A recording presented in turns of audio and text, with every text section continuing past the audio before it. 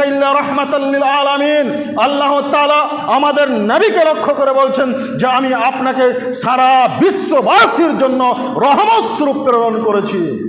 সেই সাহাবীর কথা শুনে রাসূল সাল্লাল্লাহু আলাইহি সাল্লাম এই উত্তর দিয়েছিলেন, তাদের জন্য বদদুয়া করেননি। রাসূল সাল্লাল্লাহু আলাইহি সাল্লামের মধ্যে কি আদর্শ ছিল, তার কি তাকওয়া ছিল, তার কি চরিত্র ছিল, তার কি আখলাক ছিল, সেই তাকওয়া সেই আখলাক আজ আমাদের মধ্যে থেকে চলে গেছে। আমাকে যদি কেউ একটা গালি দেয়, তাকে 36টা গালি দেওয়ার জন্য আমি প্রস্তুত রয়েছি। কেউ যদি আপনাকে একটা থাপ্পড় মেরে দেয়, আপনি 10 থাপ্পড় মারার জন্য রেডি রয়েছেন। তাহলে আপনার চরিত্র কোথায় ভালো হলো? আপনার আখলাক কি করে ভালো হলো? অতএব সমাজকে সংশোধন করতে হলে আমাদের যুবকদের বিশেষ করে বলবো যে আমাদের চরিত্রকে ভালো করতে হবে, উত্তম চরিত্র গঠন করতে হবে।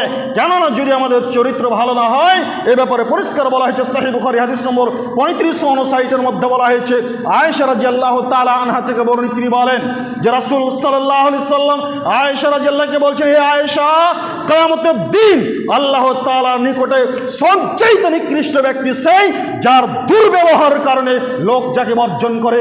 কিয়ামতের দিন আল্লাহ তাআলার নিকটে সবচেয়ে নিকৃষ্ট ব্যক্তি সেই যার দুর্ব্যবহার কারণে লোক যাকে বর্জন করে। এছাড়া সহিহ বুখারী হাদিস নম্বর 6035